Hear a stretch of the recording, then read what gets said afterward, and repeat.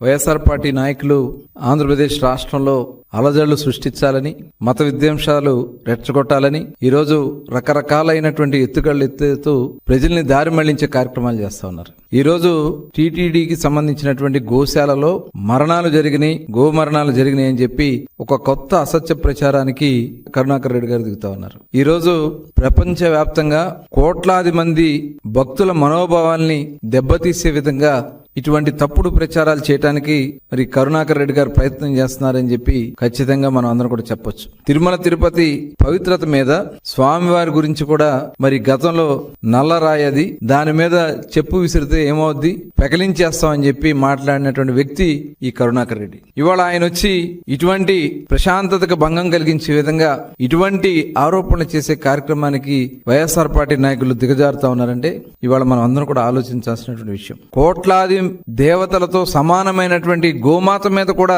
ఇలాంటి తప్పుడు ప్రచారాలు చేయడానికి ఇవాళ వైఎస్ఆర్ పార్టీ నాయకులు దిగజారుతా ఉన్నారంటే మనం అందరం కూడా ఆలోచించాల్సినటువంటి విషయం.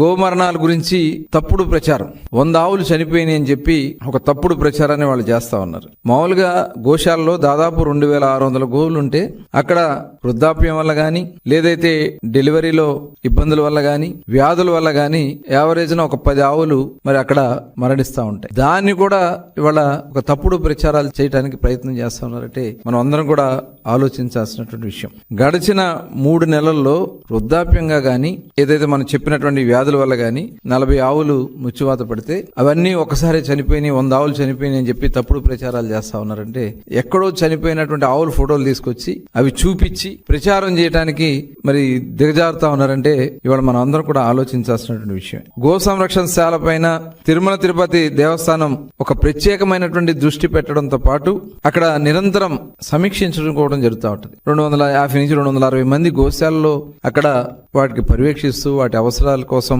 సంరక్షణ కోసం అక్కడే ఉంటూ వాటికి గోశాల సేవలు చేస్తూ ఉంటే దాని మీద కూడా తప్పుడు ప్రచారం చేస్తూ జియో ట్యాగింగ్ జరగట్లేదని చెప్తున్నారు.